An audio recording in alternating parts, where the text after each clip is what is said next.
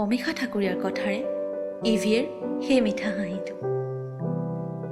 ইভিয়ে কেম্পাছৰ cycle ষ্টেণ্ডত প্ৰথম দেখা সেই অচিনাকি হাঁহিটো।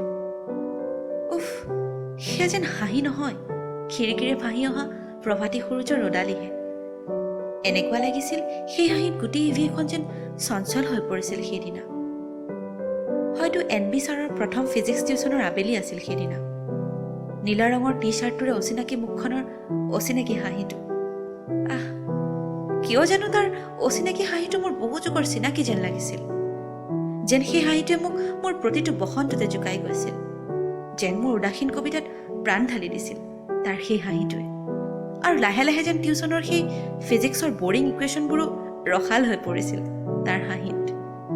হয়তো চাগে এয়াই আছিল মোৰ পাতলীয়া বয়সৰ একপক্ষীয় প্ৰেমৰ আৰম্ভণি, যাৰ চকুৰ চাৱনিয়ে নমাই আনিছিল আঘোণৰ সেই আবতৰীয়া বৰষুণজাক মোৰ সোণোৱালীবোৰৰ মাজত, যাৰ দুটি ওঁঠ ভালপোৱাৰ তুলিকাৰে অংকিত হৈছিল মোৰ হৃদয়ৰ কেনভাছ। সঁচাকৈ একপক্ষীয় প্ৰেমবোৰ চাগে এনেকুৱাই ন, য'ত সি আৰু মোৰ পৰা আমি হোৱাৰ সপোন, আৰু যেতিয়া এই সপোনৰ পাখিত ধৰিয়ে দুয়ো উৰিব শিকিলোঁ, তেতিয়াৰ পৰাই মধুময় হৈ পৰিল NB ছাৰৰ ফিজিক্স টিউচনৰ মুহূৰ্তবোৰ।